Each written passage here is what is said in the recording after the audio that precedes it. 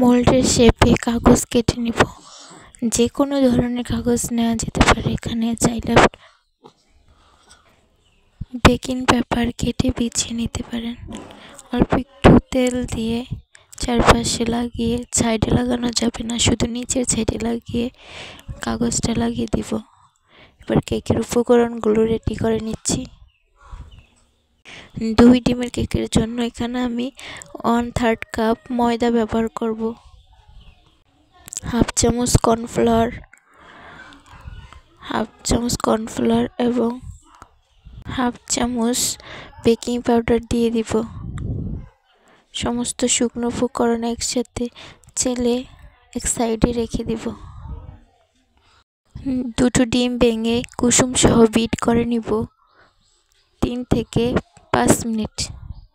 আপনাদের ইলেকট্রিক বিটারের ওয়াটের উপর নির্ভর করে আপনাদের যার যতটুকু সময় লাগে বিট করে নেবেন। হাফ কাপ চিনি অল্প অল্প করে আমি অ্যাড করব। বিট করবার অল্প অল্প করে চিনি অ্যাড করব। ততক্ষণ পর্যন্ত বিট করব যতক্ষণ ডিমের ফোম পারফেক্ট হবে। ওভার বিট করবেন না। যখন দেখবেন ডিমের ফোমের উপরে ফোম দিয়ে দাগ কেটে নিলে সহজে মিলিয়ে যাচ্ছে না, তখন বুঝবেন পারফেক্টভাবে ডিমের ফোম বিট করা হয়ে গেছে।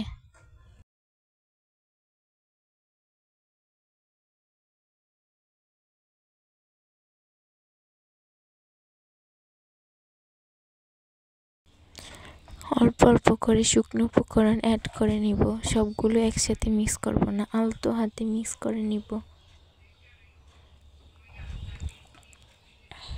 এখানে তাড়াতাড়ি করা যাবে না। তাড়াহুড়ো করে মিশাতে গেলে ডিমের ফোমের সাথে শুকনো উপকরণ ভালোভাবে মিক্স করা যাবে না। যদিও মিক্স হয়, কেক বেক করার পর কেক চুপসে যাবে। কেক বানাতে গেলে ধৈর্যের প্রয়োজন হয়। ধৈর্য ছাড়া কেউ পারফেক্ট কেক বানাতে পারে না।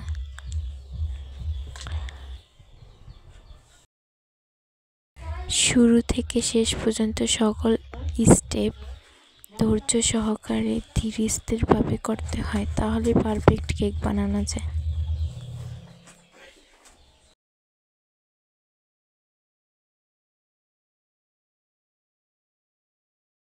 মোল্ডে ঢেলে নেওয়ার পর কয়েকবার টেপ করে নিব যাতে ভিতরে হাওয়া থাকলে বেরিয়ে আসে।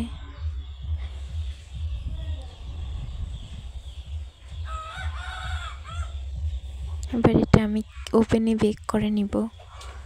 প্রথম 3 মিনিট প্রিহিট করে নিব।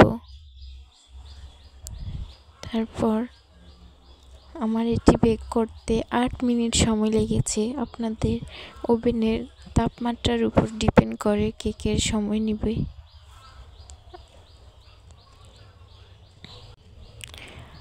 আমার 52 লিটারের কনভেনশন ওভেন, যেহেতু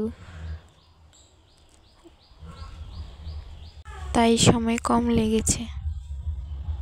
আপনাদের আরও বেশি সময় লাগতে পারে, চাইলে এটি চুলায়ও বেক করে নেওয়া যাবে।